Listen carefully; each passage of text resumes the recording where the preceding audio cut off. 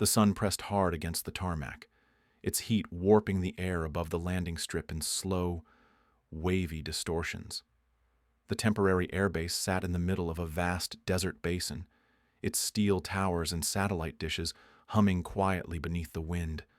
Dust skated across the ground in bursts. A lineup of repurposed military jets stood nose to tail along the western edge of the field, their paint scorched by years of sun. Among them sat the A-18 Hornet assigned to Tessa Moraine. Its panels were dull, its tail marked with heat discoloration, and one of its rear fuselage seams wore a ripple of uneven rivets. It looked tired, but solid.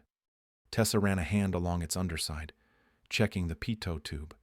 She crouched without speaking, eyes on the wheel well, the soft creak of her flight suit the only sound. Around her, a small group of other pilots gathered, all men, all loud. One nodded toward her jet and smirked. "Is she actually flying that thing or just washing it?" Another laughed. "That backup's just for show." "Right. Real flights are already up." Tessa didn't respond. She stood and adjusted the fit of her gloves, her eyes drifting briefly toward the edge of the sky where the weather was starting to shift. She said nothing, but her hands moved with practiced speed, checking tension, pressure, fuel cap, wing slats. Everything told her the Hornet was ready. The Hornet. An ops tech walked by and gave her a half salute, then muttered, "Surprised they're letting that old bird up at all." Someone else added, "Or her."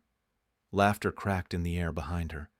Tessa simply turned to the jet and climbed the ladder into the cockpit. The canopy lowered. The laughter didn't follow her inside.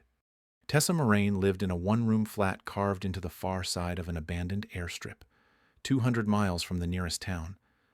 The walls were bare concrete except for a single shelf that held flight manuals, maps, and a battered tin thermos. Her bed sat low to the floor, the blankets always tucked, a stack of flight logs doubling as a nightstand.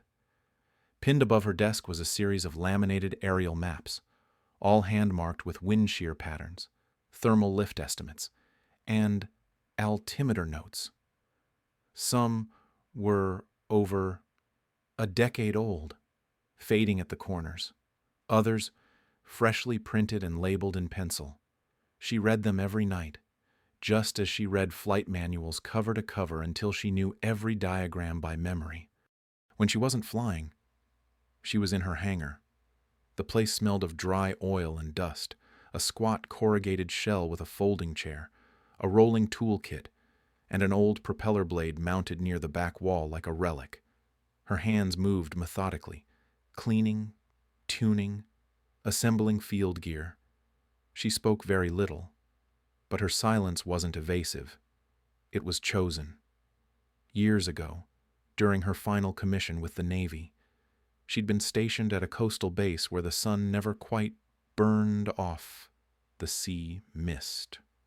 Her squadron had returned from an overnight run when she noticed a lag in turbine pressure on the backup jet. Maintenance filed it as operational. She reviewed the numbers twice, then brought it to command. They told her to sign the clearance anyway. She refused. No shouting. No courtroom. Just a quiet administrative file closure and a retraction of her upcoming assignment. She packed her things the next morning and didn't return. It wasn't revenge that drove her after that. It was clarity. Since then, she'd flown private missions for wildfire recon, emergency supply chains, and rescue mapping. Never glamorous, often dangerous, always under the radar. She liked it that way. It allowed her to fly the way she was taught, with awareness, not ego. Her mother had called it reading the air. She wasn't formally trained, but she'd flown crop dusters and weather hops in a patched-up Cessna, raising Tessa on wind patterns and instinct. By the time Tessa entered flight school, she could chart thermals better than most instructors. No one remembered her mother. There were no plaques, no call signs passed down, just an old photograph taped inside Tessa's logbook and a handwritten quote beneath it. "No one else lands my jet." It wasn't pride. It was a rule. Tessa had followed it through every mission, every unfamiliar hangar, every jet no one else wanted. She took them anyway. Quiet aircraft that bucked in wind, machines written off as unreliable. She read their failures, memorized their systems, flew them until she could feel their shifts through her fingertips. That was her ritual, her preparation. She had volunteered for this desert mission a month before the assignment window opened. The forecast had looked stable, but she had noticed the thermal behavior changing, low crosswinds rolling under the basin, the kind that could reverse on altitude descent if no one accounted for them. She filed her own notes. The mission coordinators had thanked her and marked her as secondary pilot. She didn't protest. She didn't need to be first out. She needed to be right when it mattered. Before deployment, she'd walked the length of the tarmac alone before sunrise. The air had been cool then. Still. She noted the sharp angle of wind against the perimeter fence and rechecked the pressure patterns on her tablet. No one asked her to. But if the weather shifted, if the landing needed to happen fast, there would only be one stretch of dirt long enough and clear enough to take a jet like the A-18. She logged it, memorized its slope, wind offset, and approximate dust pitch under throttle. She didn't tell anyone. She simply folded the map, slid it behind the cockpit panel, and moved on. That morning, she reviewed her personal checklist twice. The F-A-18 Hornet she'd been assigned was a decade past prime, heat scored along the tail and carrying minor telemetry faults. But it was intact, solid. It held like it wanted to be flown again.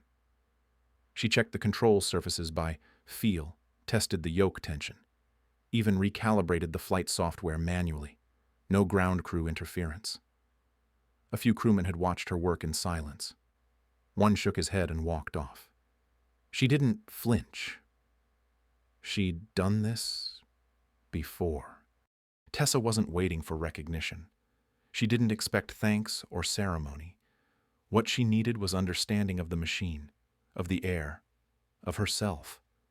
The night before the mission, she slept for exactly 6 hours, woke at dawn, made coffee with no sugar, and reviewed the terrain overlays 3 times. Each note she wrote was neat, fast, and final. The page carried no emotion, only alignment wind direction, fallback vectors, thermal timing. By the time she arrived at the base, the plan was already lived in her mind. She knew the weather would turn. She knew no one else saw it coming, and she knew the Hornet would hold if flown right. That was enough. At 22,000 feet, the jet's hum began to falter. It was not immediate, not dramatic, just a subtle drop in the left turbine's pitch, followed by a flicker across the central diagnostics panel. Tessa Moraine glanced once at the gauge, then again. Her fingers tightened on the throttle. Another flicker. Then both engines shuddered, coughed, and went silent. The nose dipped. The F-A-18 Hornet was gliding, unpowered. A tone alerted her to a cascading system error. Then, the cabin fell into a hum of airflow and warning beeps. The headset snapped to life. Hornet 2-1, we're seeing engine failure. Do you confirm? Tessa didn't answer right away.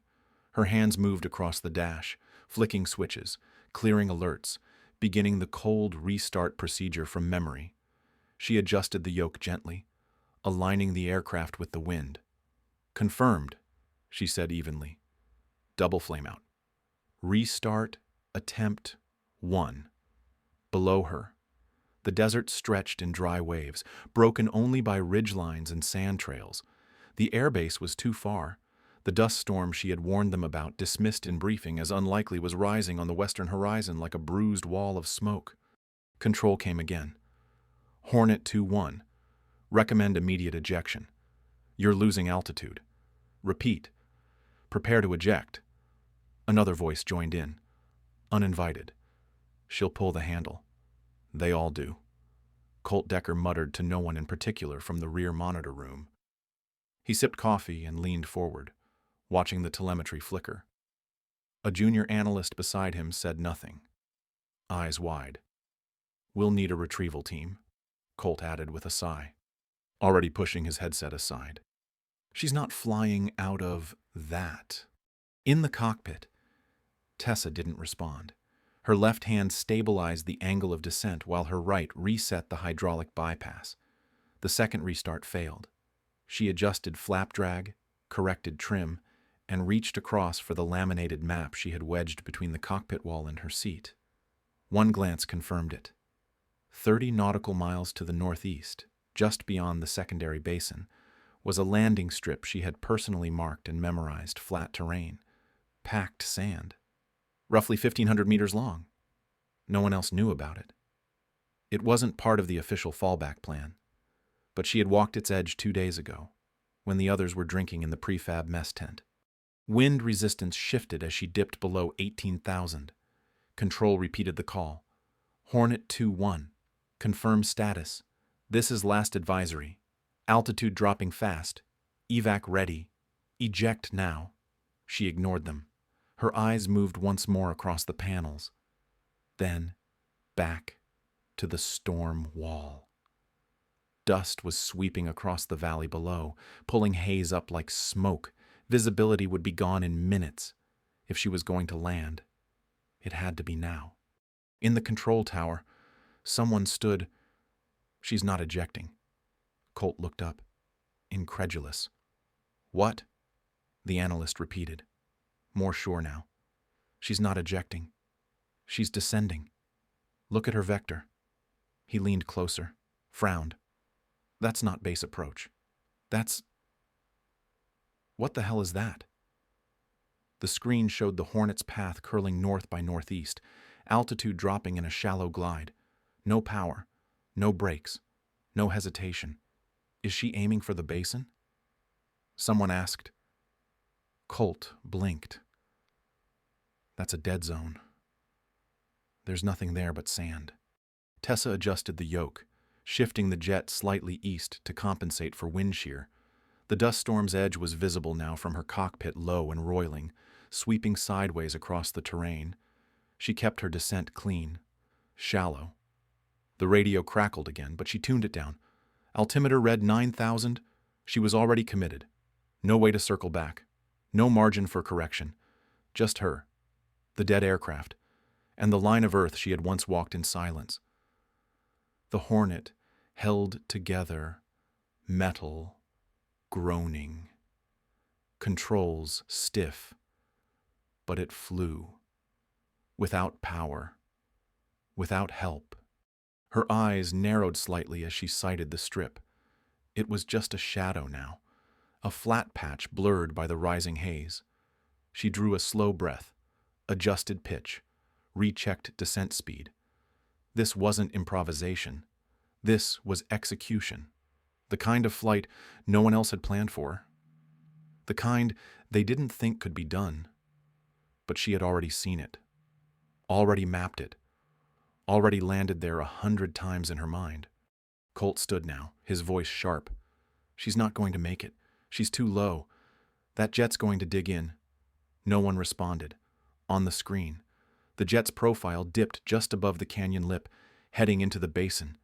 The analyst whispered, "She's not crashing. She's aiming." The ground grew nearer. The wind howled around the canopy, buffeting hard from the south. Tessa shifted to compensate. Left wing dipped, then lifted. Altimeter read 600 feet. Flaps adjusted. No air brake, no landing gear down yet. Not yet. She waited until visual confirmation, a pale rise of cracked stone that marked the southern edge of the strip. Then she dropped the gear. Manual. Slow. No confirmation light. She didn't need it. She knew the sound. The dust wall behind her closed in. She was beating it by seconds. The storm would blind everything behind her. Control had gone quiet now. No one knew what to say. She adjusted trim once more and brought the nose level. No power, no backup. Just lift, drag, memory. At 200 feet, she leveled and flared. The jet skimmed the ground like a skipping stone. Dust burst upward in a roar of beige and grit. Tires struck packed sand and held. No bounce, no slide. Just one long breath of contact, and then stillness. The A-18 rolled to a stop in silence, wind still cutting across the fuselage, dust swirling behind it. Tessa sat still for a moment, hand on the yoke, heart steady. She exhaled once, calm, no applause, no chatter, just the hum of wind and the dry rasp of the storm crawling past her. From the control tower, someone whispered. She landed it. Colt didn't speak. He just watched the dot stop moving on the screen and said nothing at all. The dirt strip looked like a scar on the earth barely visible from mission control, even less so from the observation tents set up along the southern perimeter. It wasn't part of the operation's approved landing network. No markers, no lights. Just a length of hard-packed soil, flanked by dry shrubs and wind-carved rock. The sky above it shimmered with residual heat and the approaching edge of a sandstorm. And yet, there it was, a glint, small and slow, descending out of the open blue. From the ground, the F-A-18 Hornet made no sound. With engines dead, it cut through the air like a hawk on a final glide. Its wings held a perfect angle, unmoving. The nose dipped slightly, then leveled. Someone in the control tent pointed, confused. "Is that her?"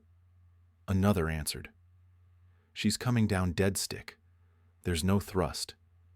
A camera lens focused. Its operator silent. Even the wind seemed to hush. In the cockpit, Tessa Moraine moved only when needed. Her eyes stayed forward, watching the terrain for any final shift. Her hands remained loose on the controls, fingertips precise. Not a single movement wasted. Her jaw was set, unreadable. The air buffeted across the canopy, pressing in waves against the glass. She made no adjustments that weren't deliberate. The dirt strip approached slowly, its boundaries curling at the edges in heat distortion. Inside mission control, Colt Decker stood behind the main console. His arms were crossed, but his knuckles were white. He leaned forward as the Hornet dropped under 2,000 feet, still silent. "She's stalling it," he muttered, but no stall came. The jet kept its line, wings level, descent clean. Technicians beside him checked the readings again and again, as if waiting for the numbers to fail. None did. Tessa brought the flaps down. No confirmation lights. She didn't need them. Her pitch held steady. The wind began to shift again, gusting across the basin from the southwest. She corrected 3 degrees with no hesitation. There was no panic in her touch, only memory. She had already accounted for it. Every detail had lived in her mind before it happened. At 800 feet, the dust began to rise. The leading edge of the storm swept across the low ground, sending tendrils of sand spiraling across the approach path. From the ground, it looked like she was flying into smoke. Visibility dropped by the second. "Abort," someone whispered, though no one said it into the radio.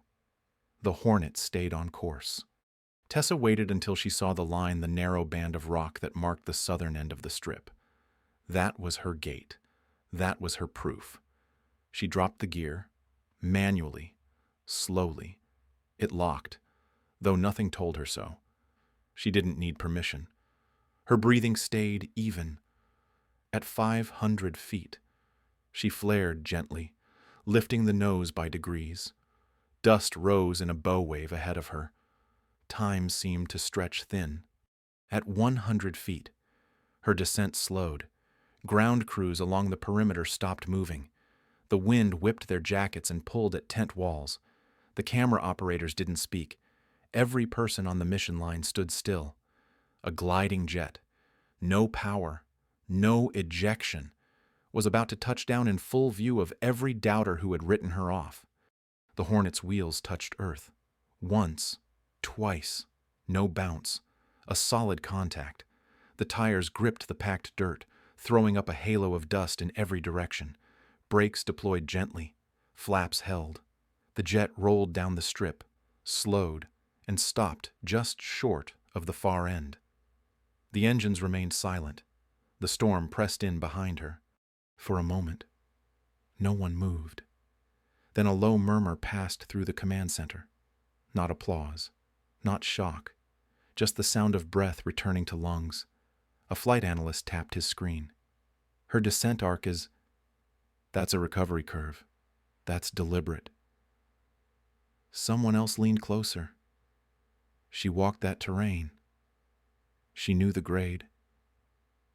Look at her wind vector corrections. That wasn't guesswork. Colt didn't speak. He stared at the screen, then slowly stepped away. Out on the field, the Hornet's canopy lifted. Tessa reached up, disconnected her harness, and stood. Her suit was streaked with dust, her visor pushed up, her face calm. She climbed down one rung at a time, then dropped to the ground. The storm surged behind her, curling skyward in burnt red waves. She walked away from the jet with her helmet under one arm. No speech, no wave, just the wind and the machine behind her. Her boots moved through the dust she had kicked up herself, a cloud that veiled the past and revealed something none of them could deny. The camera shutters snapped again, this time softer, slower, unsure of what they were capturing. Some truths speak without being shouted. Tessa didn't turn around. She didn't need to.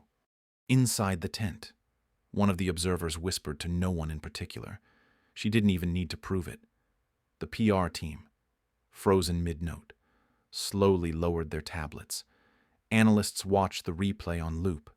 The ground crew outside gathered quietly, eyes on the Hornet still resting, untouched, perfectly placed. And Tessa kept walking, silent in the storm. By morning, the footage had already made its way into flight briefings, contractor group chats, and early edition reports circulated inside aerospace agencies. It wasn't just a clip of a jet landing. It was a full broadcast from multiple angles, a powerless A-18 Hornet gliding into a field no one else had charted, guided by a pilot who said nothing before or after. The headline rolled across internal networks. First, dead stick descent, successful in Basin 9. Pilot identified as civilian contractor Tessa Moraine. Inside the mission tent, the energy had shifted. No one said it aloud, but the tone was different. Engineers huddled around playback screens, reviewing descent vectors, checking telemetry timestamps. The flight data didn't suggest a fluke. It suggested calculation. Tessa's glide angle was textbook optimal. Her timing with the shifting winds had matched real-time conditions with almost impossible accuracy. And then someone found her flight map. It had been tucked inside the F-A-18's lower nav compartment, laminated, folded twice, with hand-written annotations in black ink. The ink was smudged at the creases, but the notes were legible basin crosswind estimate. Alternate landing zone highlighted in a red circle. Margin of error notated beside a caution mark. One of the logistics officers brought it into the analyst station like a piece of evidence. Reed Garver stood up to receive it. He laid it flat, smoothing the plastic with both hands. He didn't say anything for a long time. Then he turned to the console, pulled up the digital terrain map, and overlaid her route on the screen. Her pre-planned route matched her real descent path within a single degree of variance. He looked at the room and said, "She knew. She planned for this." One of the observers leaned closer. "That dirt strip wasn't in our emergency fallback list." Reed nodded. She walked it herself, marked it. The room went quiet. Colt Decker hadn't spoken since returning from the command tent. He stood near the rear of the hangar, arms crossed, eyes fixed on the replay loop. When asked for comment by a PR liaison, he shook his head and muttered, "Could have been luck. Wind can carry the heavy ones farther than you expect." The liaison scribbled it down, but Reed heard him. Wind doesn't calculate trim angles. She did. Tessa remained near the jet. The Hornet still sat half-shadowed under the open-frame shelter beside the runway. dust climbing the edges of its fuselage like paint. She wiped the surface with a dry rag, pausing over the panel where her name had been temporarily printed before takeoff. No one approached her yet. From the edge of the lot, she could hear voices, low and halting. "Did you see her flare timing?" one mechanic asked. "She leveled at 5 feet. That's muscle memory." Another added, "I thought she was a fill-in." Who taught her that Reed passed them without answering? His tablet tucked under his arm, eyes fixed on the hangar ahead. Later that afternoon, a technician sorting historical flight archives found a declassified report from 2 decades ago. It was thin. One paragraph at the bottom of a test log marked irregular recovery maneuver undocumented. The pilot was listed by initials only R.M. The maneuver described was nearly identical to Tessa's descent flameout at altitude, gliding descent without power, safe landing on an unmarked surface. The coordinates were different, but the process was unmistakable. The file had been flagged once for non-standard training reference and shelved. A note in faded pen read, "Recorded by civilian partner. Not to be logged under official flight doctrine." The initials matched the old flight notes tucked in Tessa's personal logbook. Her mother's handwriting, her mother's sequence. Quiet, uncredited, nearly erased, but preserved in memory, preserved in her daughter's hands. By evening, the language had shifted again. Reports used new words: unprecedented execution, non-standard mastery, autonomous control during loss of propulsion. Inside the analyst tent, Reed projected the glide arc onto a massive screen and highlighted it in bold white. "This isn't about risk tolerance," he said. "This is about preparation." She didn't improvise. She executed a plan no one else could have made. When asked what he thought should happen next, he didn't answer. He simply held up the laminated map again. It spoke for itself. The press team, once hesitant, now requested a quote from Tessa. She declined. When asked a second time, she said, "There's nothing I need to explain." That was the only sentence she gave. A junior systems engineer walked by her that evening, slowing as he passed the Hornet. He looked at her, then at the jet, then back again. "I thought you were backup," he said quietly. Tessa didn't turn. "So did they," she replied. Colt spent most of the night off comms. The next morning, he stood in front of the same projection and tried again. "She's good."